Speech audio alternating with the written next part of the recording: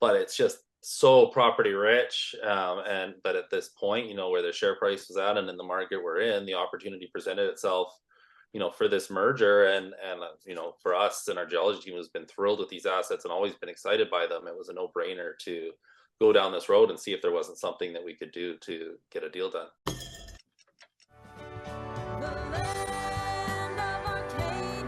Well, hello there, my friends. Chris Marcus here with you for Arcadia Economics. And today, a nice bit of news out because I'm joined by Steve Cope of SilverFest Resources that has a deal that they've been working on to acquire Canasil Resources. This would be a stock deal where 4 shares of Canasil will be represented by 1 share of SilverViper. So fortunately, to walk through the details and how everything came about, Steve is on the show. And Steve, great to have you here today. Congratulations on the news. And how's everything going so far? It's been busy. It's definitely been a really busy day in the last few weeks as we've worked through this deal and getting to this point. So we're excited to be here. Always great to be on the show and thrilled to talk about this transaction. Well, I'm happy for you, and it was great to see the news this morning. And perhaps why don't you just let folks know about how the deal came about, the assets that you're acquiring, silver, copper, lead, and zinc in Durango and Zacatecas, Mexico, as well as up in British Columbia is where Canasil's assets are. And perhaps you could shed some light on that and what drew you to this deal and what you're getting there. Yeah, I mean, it's a company we've always been very familiar with. We do share one director on our board, Art Freeze, who's had to stay, arm's length and not been involved in any of this on either side. But actually, originally when we were looking at starting SilverViper, the Nora project was the one that we originally flagged as like really wanting to be our listing asset. And then it didn't work at the time. They wanted a lot of money for Nora, and we weren't willing to pay it at that point. So then, they've done one small drill program on that had a lot of success. And in their past, they've got a bunch of other assets in Esperanza and Salamandra and Vizcaíno and Calibri. And then, like you say, Brenda and some of the other ones up in Canada. And they've had a lot of success on these projects, but never really been able to gain traction on the market. I mean, I we talked about off camera, but one of the biggest successes they had was when for their share price was when our group actually made a discovery on a joint venture that we had with them in Oryx Minerals.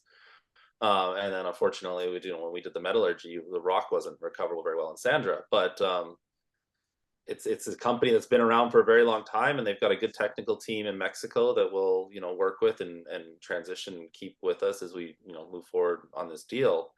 But it's just so property rich, but at this point, where the share price was at and in the market we're in, the opportunity presented itself for this merger. And for us and our geology team has been thrilled with these assets and always been excited by them. It was a no brainer to go down this road and see if there wasn't something that we could do to get a deal done.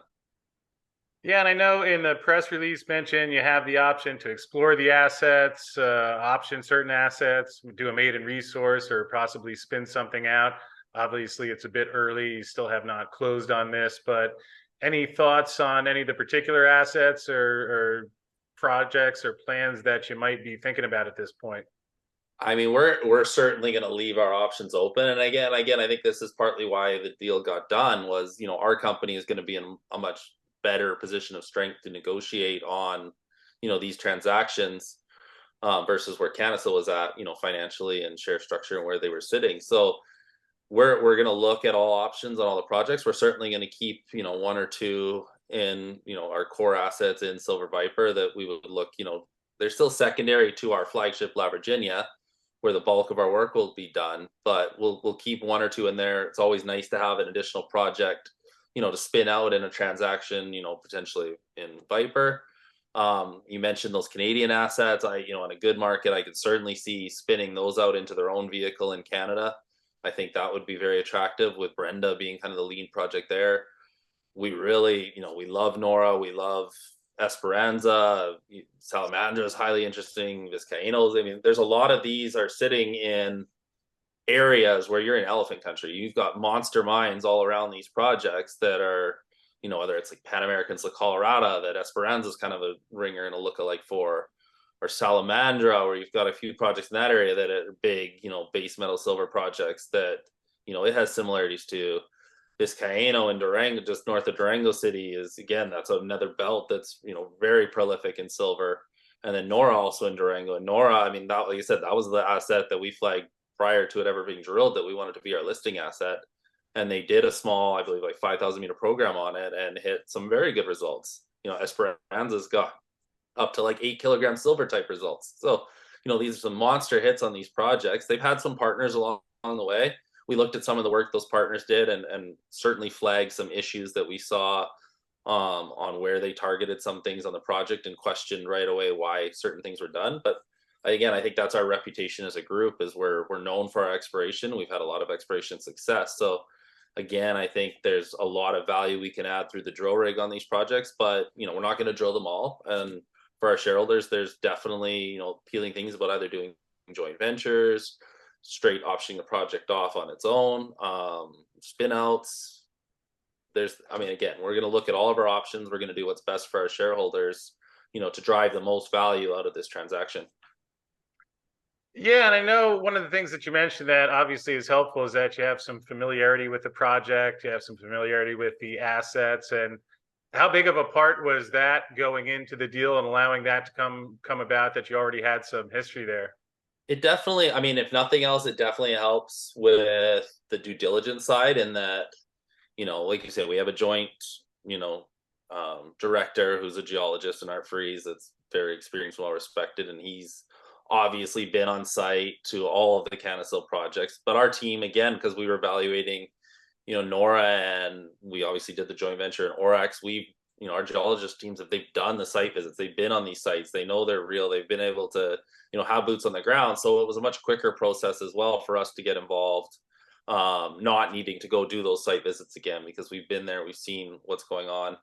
While we move forward to the signing of the definitive, we're going to continue to do other due diligence that you have to do, obviously is mandatory through all of this, to make sure everything is as presented. But again, it was very easy for us to get involved, and because we followed the company so closely for years, it was something we were very familiar with. So it was a much easier deal for us to get done and get excited about, than when you're starting from square one on some of the other projects that you may have heard a thing here or there, but you haven't really watched all that closely.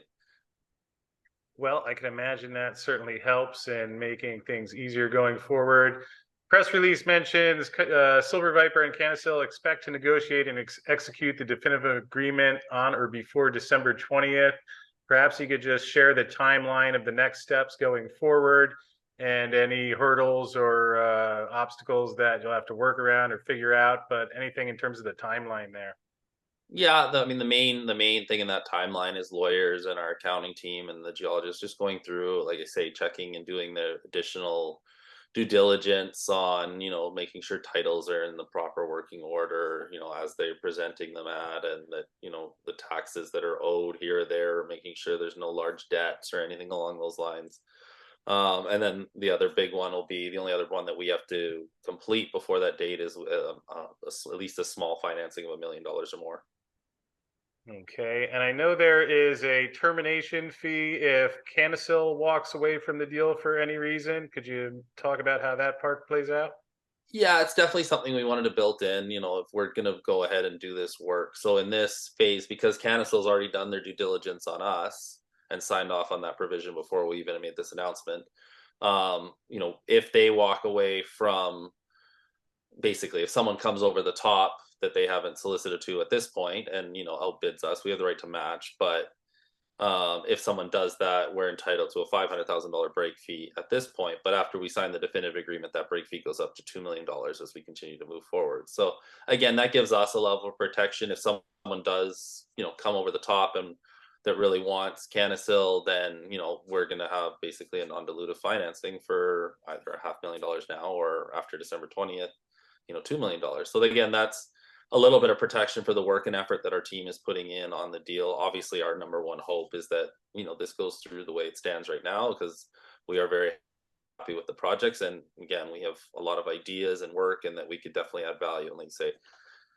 so the more advanced ones like Esperanza, we have the potential for potentially doing a maiden resource on that very quickly. Nora, like you said, there's a lot of very obvious, easy targets to follow up on it that I'm sure we would hit some pretty good results on.